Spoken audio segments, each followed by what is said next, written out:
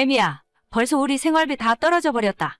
다음 달은 아껴 쓸 테니까 이번에 딱 30만 원만 더 보내다오. 어머님, 저희가 생활비 보내드린 지 겨우 2주밖에 안 됐어요.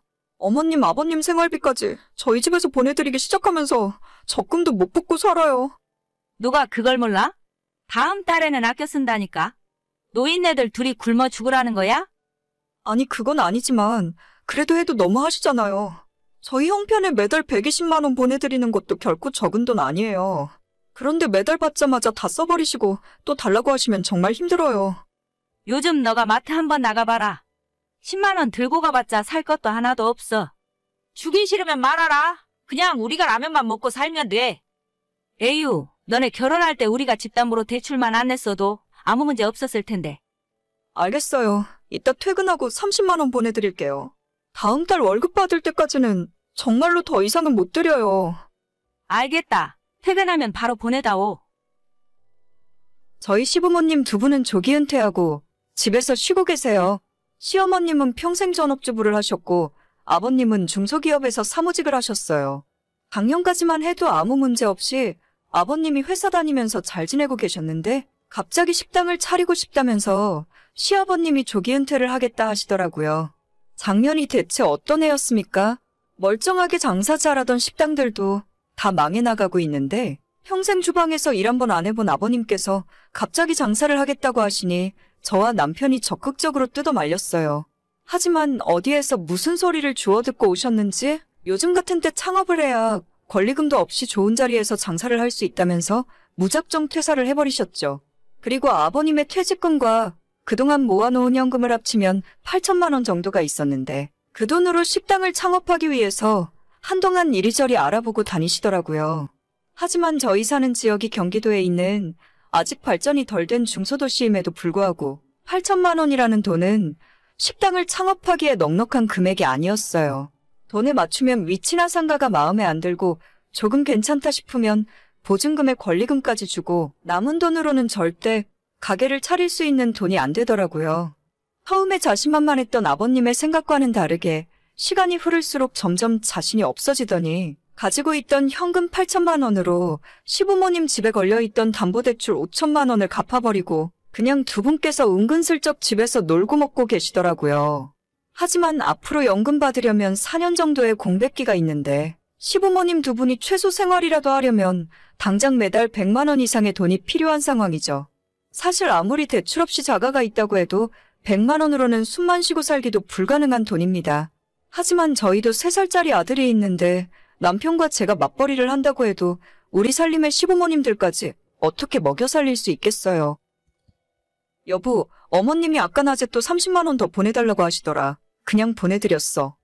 아니, 또 보냈어? 내가 저번 달에 확실하게 이야기했잖아. 100만 원 드리다가 힘들다고 해서 120씩 드린 지 얼마나 됐다고. 그럼 어떻게 해?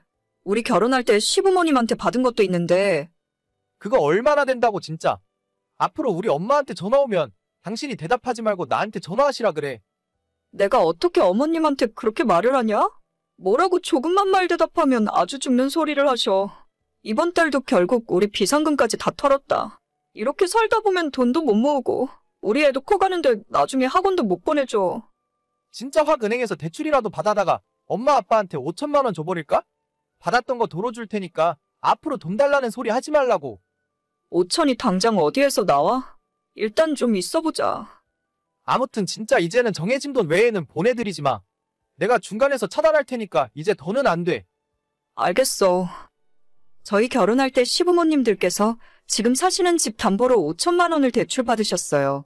그 돈 받아서 지금 우리 신혼집 전세 구하는데 보탰고 그래도 모자란 돈은 저희도 대출을 받았죠. 남편이 영업직으로 일하면서 280에서 300만 원 정도 벌고 있고 제가 중소기업에서 격리를 하면서 200만 원 가까이 벌고 있습니다. 제가 다니는 회사가 육아휴직 쓸 수도 없을 만큼 작은 곳이라서 애 낳자마자 친정엄마한테 맡겨놓고 다시 회사에 나가서 일을 해야 했어요. 그래야 겨우 먹고 살 수 있을 만큼 생활이 돌아가고 다만 얼마라도 저금을 할 수 있었으니까요. 친정엄마한테 애 봐주는 비용으로 용돈을 50만 원씩 드리고 있었고 물론 부족한 돈이라는 건 알지만 저희 능력이 그 정도밖에 안 되니 어쩔 수 없더라고요. 하지만 시부모님들이 작년에 백수가 되면서 처음엔 저희 보고 생활비 100만 원씩 매달 달라고 하는 겁니다. 처음에는 남편도 저도 난색을 표했지만 저희 때문에 은행에서 5천만 원 빌리지 않았냐고 그거 갚느라 힘들어 죽겠다면서 생활비 달라고 압박하시더라고요. 그래서 고민 끝에 아버님이 다시 일자리를 구할 때까지만 드리겠다고 기한을 정했는데 100만 원 가지고는 두 분 성에 안 차시는 것 같았어요. 2달 만에 120만 원으로 올려달라고 하셨고 그 뒤로 지금까지 매달 돈 더 내놓으라고 압박을 하고 있는 상황입니다. 남편이랑 제가 남들처럼 한 달에 500만 원, 1000만 원 이상 벌어올 수 있는 능력이 있다면 저희도 양가 부모님들께 용돈 팍팍 드리고 싶어요. 하지만 작은 회사 다니면서 겨우겨우 입에 풀칠만 하고 사는 게 전부인데 100만 원 넘는 돈을 매달 드릴 수는 없었습니다. 애미야, 이번 달에도 아껴 쓴다고 했는데 요즘 물가가 너무 비싸다. 딱 20만 원만 더 보내다오. 다음 주 너희 월급날이지? 어머님, 지난 주말에 친구분들이랑 설악산 다녀오셨잖아요. 저희는 돈 없어서 주말에 나가지도 못해요. 진짜 보내드릴 돈이 더 이상은 없어요. 아니 둘이 버는데 살림을 어떻게 하길래 맨날 돈 없다 소리가 나와? 나는 네 시아버지 혼자 벌어오는 돈으로 알뜰하게 살림 다 하고 열심히 돈 모아서 집까지 산 사람이야. 저희도 어머님 용돈 드리기 전까지는 적금 150만 원씩 넣고 살았어요. 시끄럽고 너희 친정 엄마가 애 봐준다고 해서 용돈 드리고 있지. 다음 달부터 내가 봐줄 테니까 그 돈도 우리한테 줘라. 사돈 댁은 솔직히 먹고 살만 하잖니. 뭐라고요? 처음에 제가 애 낳았을 때 딱 2달 쉴 수 있었고 바로 회사로 돌아가 봐야 했어요. 저희 집에서 가까이 사는 시모에게 아이 좀 봐달라고 부탁했는데 4개월이도 아프고 애 보는 것도 다 까먹었다면서 저희 친정엄마한테 맡기라 하더군요. 친정에서 저희 집까지 오려면 엄마가 버스 한 번 갈아타고 45분 정도 걸립니다. 그래도 목구멍이 포도청이라 당장 회사에 나가야 했으니 눈물을 머금고 친정엄마에게 애 봐달라 부탁을 드렸었죠. 우리 아이 처음으로 말 터졌을 때, 벽 잡고 2발로 섰을 때, 걸음마 할 때 전부 저는 직장에서 일하느라 직접 보지 못했습니다. 그때마다 집에서 저희 친정엄마가 애를 보고 계셨고 엄마가 동영상 찍어서 보내줘서 핸드폰 화면으로 우리 애를 봐야 했었죠. 엄마가 분유 먹이고 기저귀 갈고 다 해주셨어요. 이제 그나마 3살이라서 힘든 거 지나가고 손이 덜 가니까 시모가 애 봐주겠다며 엄마한테 드리는 용돈 50만 원도 달라는 겁니다. 정말 어처구니 없고 화가 나더라고요. 남편에게 시어머니한테 들은 이야기를 그대로 전했더니 남편도 장모님이 지금까지 해주신 게 얼만데 그딴 소리를 할 수 있냐 하더라고요. 자기도 도저히 더는 못 참겠다면서 내일 오후에 반차 내고 은행 가서 좀 알아보겠다 하는 겁니다. 저는 남편이 눈이 돌아서 무슨 일을 저지를까 불안해하고 있었는데 며칠 후에 남편이 가져온 해결책에 저까지 무릎을 탁 칠 정도로 마음에 들더라고요. 그리고는 모든 일이 한 달 안에 일사천리로 착착 진행되었습니다. 예, 지금 너네 집 앞인데 혹시 비밀번호 너가 바꿨냐? 지나가다가 화장실 좀 쓰고 가려고 했는데 문이 안 열린다. 아, 아마도 비밀번호가 바뀌었을 거예요. 뭘로 바꿨어? 빨리 얘기해, 나 급해. 저는 모르죠. 뭐? 너가 왜 몰라? 집주인인 너가 모르면 누가 비밀번호를 아는데? 어머님, 거기 이제 저희 집 아니에요. 지난주에 저희 이사했어요. 이사? 아직 계약 기간 남았을 텐데 미쳤다고 이사를 하냐? 저희 친정엄마 아파트랑 같은 곳으로 이사 왔어요. 남편이 어머님, 아버님에게 받은 돈 5천만 원을 꼭 갚고 싶다고 해서 평수 좀 작더라도 이쪽 동네로 이사 오게 됐어요. 아마 이번 주 안으로 남편이 아버님 통장에 5천만 원 보내드릴 거예요. 아니 그걸 갑자기 왜 보내? 우리가 갚으라고 눈치 준 적도 없는데.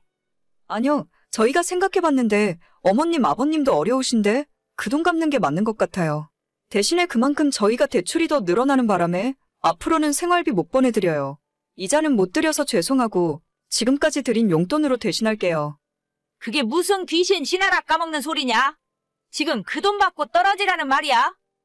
저희도 지금까지 할 만큼 한 것 같은데 앞으로도 계속 생활비를 드리면서 살지는 못할 것 같아요. 전부 남편이 결정한 일이니까 어머님이 더 이상 하실 말씀이 있으면 남편한테 직접 말씀하세요. 야, 너네들이 우리를 버려? 자식이 어떻게 부모한테 이럴 수 있어? 어? 더 이상 도움 못 드려서 죄송해요. 그래도 아직 두 분 모두 건강하시니까 소일거리라도 한번 찾아보세요. 그렇게 저와 남편은 밑도 끝도 없이 빨대를 꽂던 시부모들을 차단해버렸습니다. 남편이랑 제가 아직 30대밖에 안 됐고 시부모님들도 60대 초반밖에 안 됐는데 요즘 세상에 모아둔 돈도 없으면서 그때부터 놀고 먹으면 어쩌란 건지 모르겠어요. 결혼할 때 5천만 원 받은 걸로 언제까지 울고 먹을 속셈인지 누가 보면 수억짜리 아파트라도 한 채 사주신 줄 알겠더라고요. 아무튼 그동안 이자는 충분히 드렸다고 생각하고 원금도 이번에 싹 갚아버렸으니까 저도 시부모님에게 느끼고 있던 마음의 빚이 다 사라져버렸습니다. 남편은 바로 다음 날 아버님에게 5천만 원을 송금했고 120만 원씩 보내던 생활비도 그날 이후로 끊어버렸어요. 대신 장모님에게 그동안 형편이 어려워서 더 많이 못 드린 게 죄송하다면서 50만 원씩 드리던 용돈을 80만 원으로 올려서 드리기로 했습니다. 그래도 예전과 다르게 생활에 여유가 생겼어요. 처음에 남편이 은행 갔다 오더니 이사 가자고 했을 때는 이 사람이 무슨 소리를 하는 건가 싶었는데 전 집주인이랑도 이야기가 잘 풀려서 바로 집을 뺄 수 있었고 마침 우리 친정부모님 살고 계신 아파트에도 빈집이 있어서 금방 이사 계획을 잡을 수 있었어요. 꽉 막혀서 답답하던 제 속도 뻥 뚫린 것 같습니다. 이 동네까지 시어머님이 찾아오실 일도 없고 바로 옆동이 친정부모님이 살고 계시니까 얼마나 든든한지 몰라요? 진작 이렇게 할 걸 그동안 왜 마음고생하며 살았는지 모르겠네요. 자식한테 욕심도 적당히 부려야지 노후 준비도 전혀 안 됐으면서 무조건 빈대 붙으려고 하면 어느 자식이 좋다고 하겠어요. 이제는 저희가 드린 돈도 있으니까 그걸로 연금 나올 때까지 먹고 사시든지 아니면 장사를 하던 나가서 다시 일을 하시건 알아서 하셨으면 좋겠네요. 오늘의 사연은 여기까지입니다. 구독과 좋아요, 알림 설정은 많은 힘이 됩니다. 다들 행복하시고 좋은 하루 되세요.